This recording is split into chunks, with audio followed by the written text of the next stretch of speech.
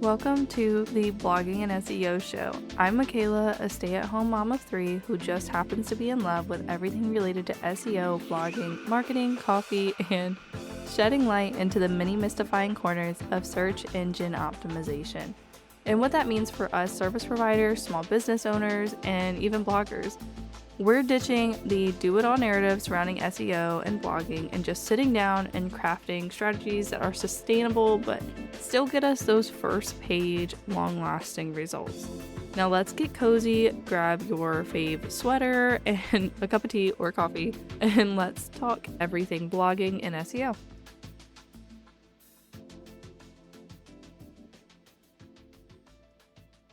Hello and welcome back to the Blogging and SEO show. So today I'm a little bit nervous, I'm not gonna lie. I normally don't touch on these topics. I don't talk about AI a lot, but with the increase in platforms, specifically AI platforms turning into search engines, or more accurately answer engines, I feel like this is a topic I kind of have to cover. Like, I don't think it's like optional at this point, unless I just want to ignore the elephant in the room, as I've also had this conversation a few times lately where people are bringing up that what is AI bringing to the fact of blogging and SEO and how important this long form content is. And it is, but we kind of already knew this because ChatGPT and other AI pulls from the internet. And and whatever else is naturally built in, but it is not an original source, if that makes sense. Like, it did not generate these things out of thin air. It learned from people. So it should not be surprising that as these platforms and programs become a little bit more advanced and their purposes are changed and tweaked to better fit their users, that showing up in AI search engines and AI answer engines is a possibility. But let's take a step back and really get into it, because I'm going to cover a few different things today and answer potentially any questions that you have or you might have that comes up during this episode. But we're essentially covering whether or not AI search engines are going to replace Google. And just to give you a hint, not really, but it is good stuff to know. All right, so what is a AI search engine? So an AI search engine is a platform that uses artificial intelligence to interpret natural language queries, search queries, find relevant information, and create concise summaries of that information.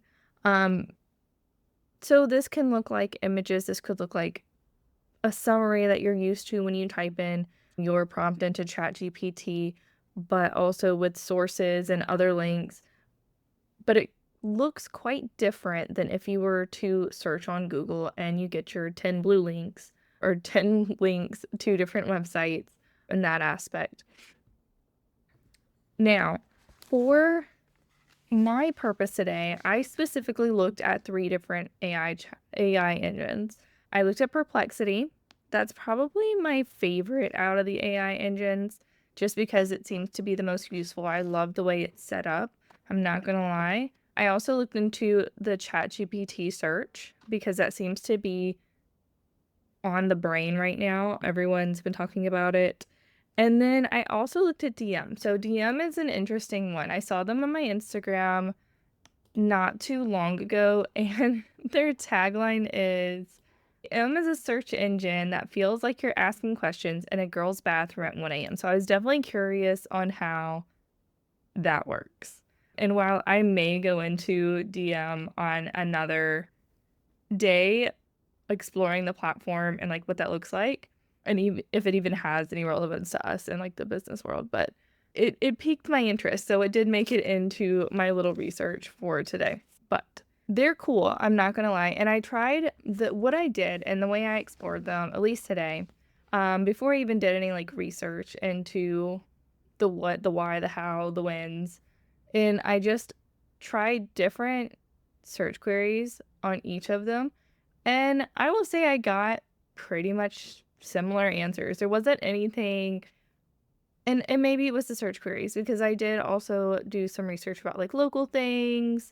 I did do the flights to check, and recency, which, by the way, some of the AI search engines do not do recency very well, as in like, you publish a YouTube video this morning or a blog post this morning, it does not pick it up very well.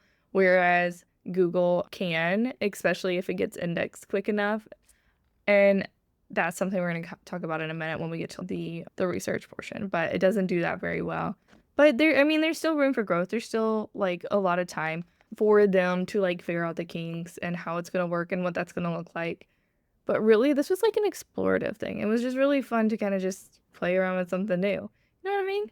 But so, of course, I started with how to write a blog post. And each platform gave me the same, or at least pretty similar, maybe phrased a little differently, 10 steps to write a blog post, which is kind of weird though, because I don't think you really need a full 10 steps. But their references were different. So that was an interesting one. There was a lot of overlap in ChatGPT and Perplexity and in Google and the references that they pulled and what ranked first. But then when it came to DM, it was quite different. But I think they have a little bit more learning to do in how their search is set up. And I don't know if they were prepared for me to come in and say, hey, how do I start a blog? Versus, for example, on their website, it uses Ask DM about egg freezing and Ask DM about awkward sexting. So definitely was probably not expecting me to come and be like, hey, how do I start a blog for this? But talking about the way the results were set up, I will say Perplexity was probably my favorite. It showed, and I feel like that would be, out of any of them, maybe the ideal platform for us to be on or to show up on, because whereas ChatGPT, when you search something, so when you search something in ChatGPT and you use their search, they give you their answer first.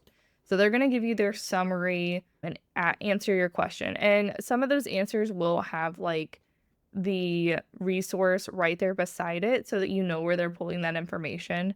But ultimately, they're giving their stuff first, which is, it's more of like an answer engine thing versus a search engine. So an answer engine versus search engine, answer is you're getting an answer. You're not trying to click through something to find something. So whereas a search engine, and it's kind of like a new thing. So you can't really, so you go to Google, you search the Common Co. It's going to give you my website, going to probably give you my socials and all that good stuff.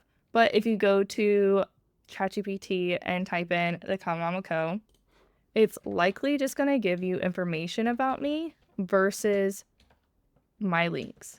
So there's just a little bit different bit there. Yeah, so if I look up the Common Co., it's going to give you a blurb about who I am, which it's pretty accurate. It even shows that my 12-week program for podcasters, which is nice because I appreciate that because that's still going on. But if you're a podcaster, you should join. But anyways, versus if you go to, say, Perplexity does your search, and then it gives you 3 different sources, and then it gives you access to other sources if you want them, and then it gives you the answer, and then it gives you like more information or shows you the videos if there is any. And then you can search images or search videos. So it's a little bit different in its setup. And personally, I would probably prefer to show up in Perplexity just because of it having the websites right there, if you know what I mean. Like it's really cool to be able to provide the answer, but I would love to be clicked on and clicked through to actually provide said answer. And I'm not 100% sure about the click-through rates of ChatGPT. And then how do you do research? That's another question that I'm going to have to answer is how do you get, the keywords? Do you just ask ChatGPT or Perplexity? What keywords do I need for that? But that's a thought to sit on. When it came to DM, which, like I said, they gave very similar answers, which I loved, but the way they do it, the websites they pulled were a little bit weird. Like when I did the how to write a blog post, it only pulled, like my verified internet sources for that were Medium, Medium, and then J.K. Rowling.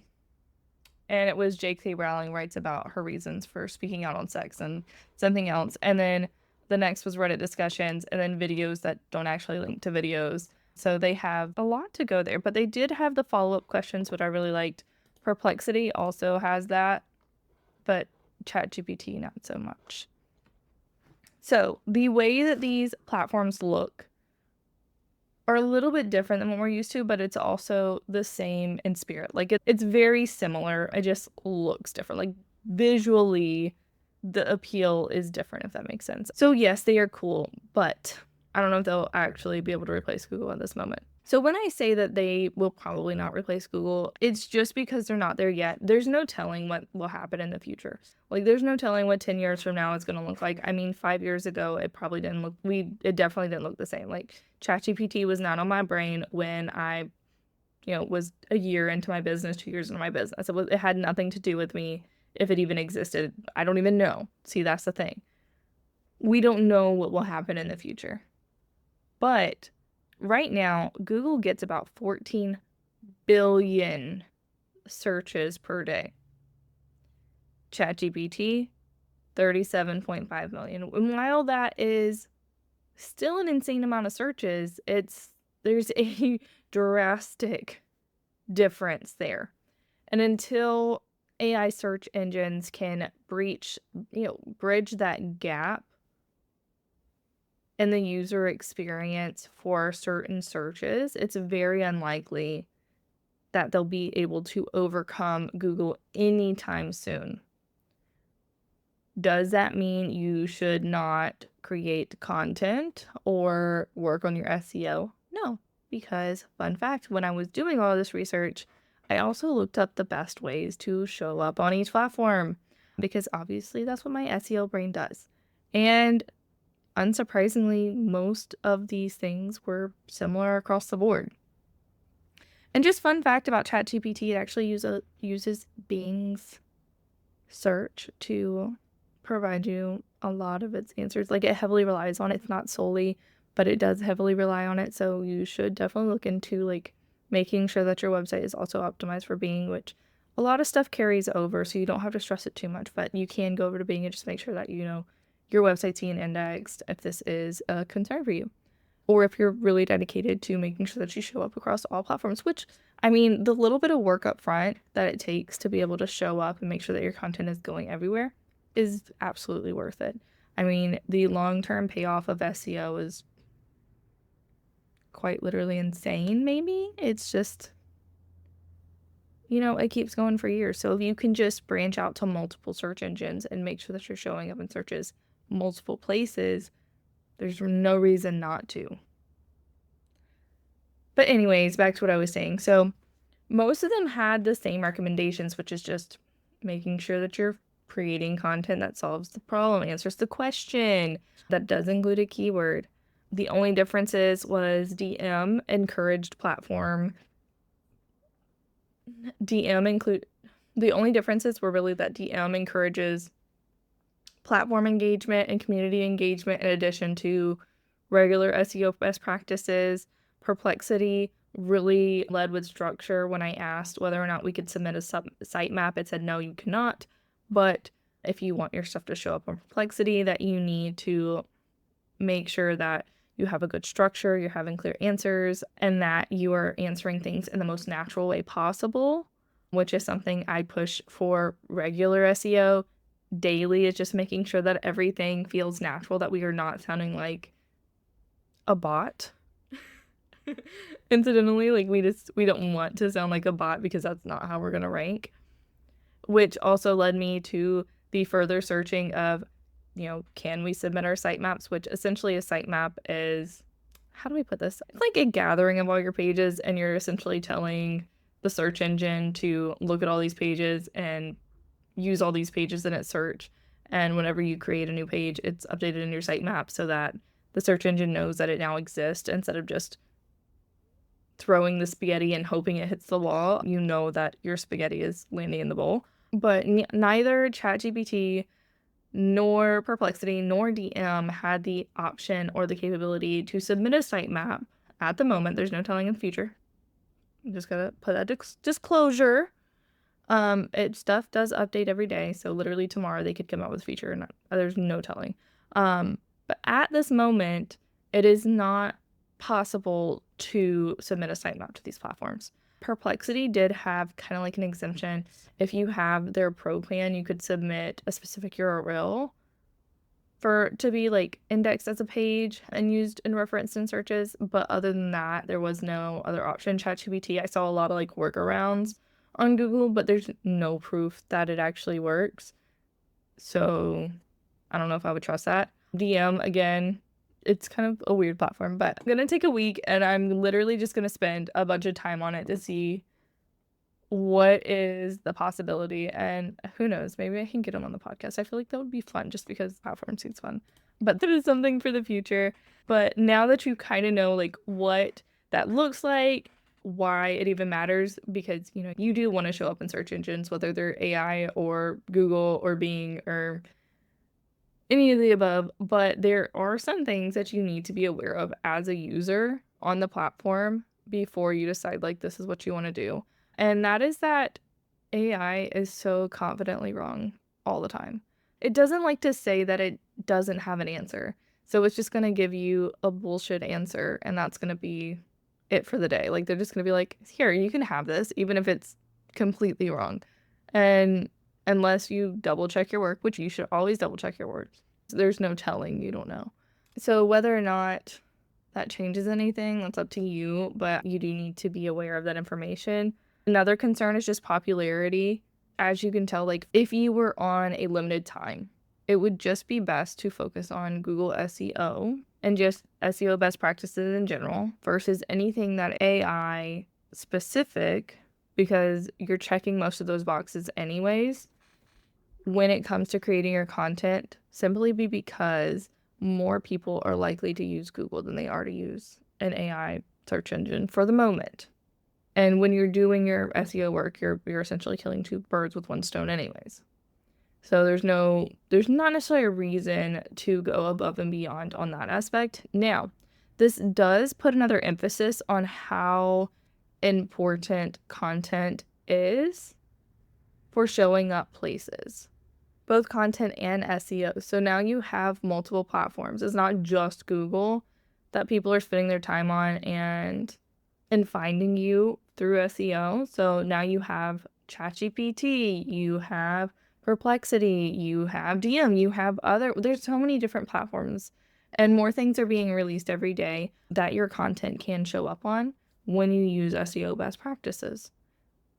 So this long form content that might have seemed very like, okay, that's a maybe. It's definitely something to seriously consider as we continue to get into this world of multiple searches, because as they're spending this time on this platform, you have an even greater chance to show up, even if the thing is, so you have a better chance of showing up. So that's just something to consider going into the end of 2025, and then also going into 2026 and beyond, is just where do you need to spend your time content-wise because of the payoff of that visibility, especially that organic visibility, which is why I'm an SEO girly to begin with, but it's just something to consider.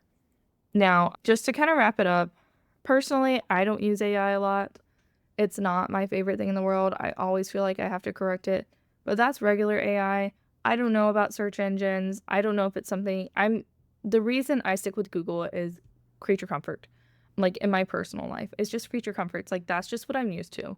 So I use Google because Google is what I use. Like there's no special reason. I've never thought, dang, Google is so good. It's just Google is what I think of. So it just has that presence in my mind. Now, I like Google searches, and I use it when I'm researching, and I use it to cater my content to. I use the best practices for SEO because so many people use Google, and that's where my people are, and I want them to be able to find me. But that's not to say like there's anything wrong with AI searches. That's why I'm going to spend this week, maybe 2 weeks, using DM, potentially trying out Perplexity a little bit more. And I don't know about ChatGPT search. ChatGPT annoys me sometimes, if we're going to be honest.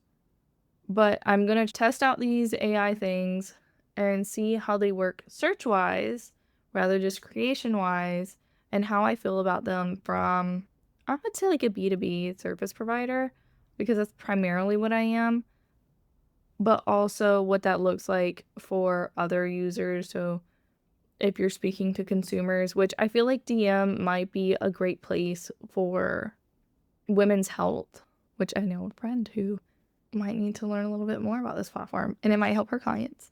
But that's just something to note and to think on and to chew on. There's just really so much to learn in the space and to watch as things change that it's hard to give solid like yay nay.